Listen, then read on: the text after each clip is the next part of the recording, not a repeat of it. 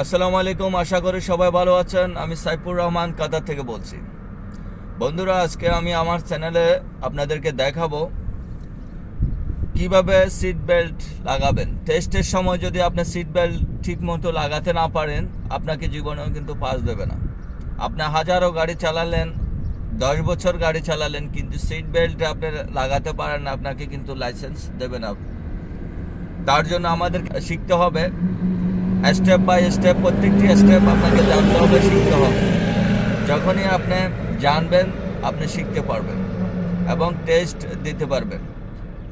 আসুন দেখে নিই সিট বেল্ট কীভাবে লাগাবেন। যদি আমার চ্যানেলটি আপনাদের ভালো লেগে থাকে, আপনাদের কাজে যদি আসে, অবশ্যই সাবস্ক্রাইব করবেন এবং আমার সাথে থাকবেন। আসুন, আমরা সিট বেল্ট অনেকে লাগাই। সিট বেল্ট কিন্তু গাড়ির আপনার সেফটির জন্য।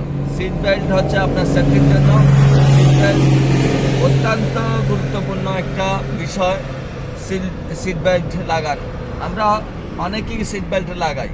আবার যদি সিট বেল্ট একদম না লাগান, তাহলে তো আপনাকে জীবনও লাইসেন্স দেবে না, অন্তত বিভিন্ন উন্নত দেশের ক্ষেত্রে। বাংলাদেশের ক্ষেত্রে আমি জানি না। সিট বেল্ট উন্নত দেশে আপনাকে সিট বেল্ট লাগানো শিখতে হবে। যে সিট বেল্টটি আমরা অনেকে লাগাই, এই লাগাইলাম, ঠিক আছে, এটাকেও লাগানি বলে। আমি এখন সিট বেল্ট লাগাইছি, দেখেন সিট বেল্ট লাগাইছি, গাড়ি গিয়ার লাগাইলাম, গাড়ি চলতেছে, সিট বেল্ট তো আমি লাগাইছি। কিন্তু এই সিট বেল্ট যদি আমি এইভাবে যদি লাগাই পুলিশের সাথে, তাহলে আমাকে কিন্তু জীবনেও লাইসেন্স দেবে না। ঠিকই একই ক্ষেত্রে আপনি যদি সিট বেল্ট এভাবে লাগায়, আমি এখন বর্তমানে যেভাবে আপনাদেরকে দেখাচ্ছি, এটা বোঝার জন্য যে এইভাবে যদি আমি সিট বেল্ট লাগাই, এটাকেও সিট বেল্ট বলে, লাগানো বলে, আমি লকে লাগাই দিছি, কিন্তু এইভাবে যদি লাগাই, আমাকে কিন্তু জীবনেও লাইসেন্স দেবে না। এবং আপনিও যদি এইভাবে লাগান, তাহলে আপনাকে জীবনেও লাইসেন্স দেবে না। তখন আমরা বলি কি, পুলিশ এটা ভালো না, আমি এত সুন্দর গাড়ি চালাইছি। কিন্তু আপনি শুরুতেই কি সেকেন্ড স্টেপ, এটা প্রথম হচ্ছে বসা, তারপর হচ্ছে সিট বেল্ট লাগান। সিট বেল্ট সেকেন্ড স্টেপে যদি আপনি ফেল করেন, তাহলে আপনাকে কিভাবে লাইসেন্স দেবে? আপনি তো রাস্তায় ঠিক মতো চালাইছেন, কিন্তু আপনি তো সিট বেল্ট অ্যাকুরেটভাবে আপনি সিট বেল্ট লাগাতে পারেন নাই। এজন্য আপনাকে সিট বেল্ট অ্যাকুরেটভাবে লাগাতে হবে।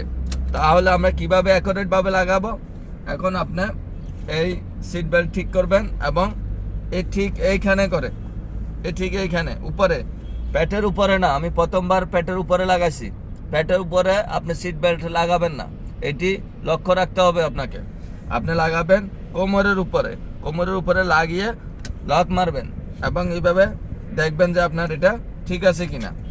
ঠিক এখানে যে কোমরের হাড্ডি আছে, দুই পাশে দুইটা হাড্ডি আছে, এই হাড্ডির উপরে বেল্ট থাকবে। হাড্ডির উপরে এইভাবে পেটের উপরে বেল্ট থাকবে না।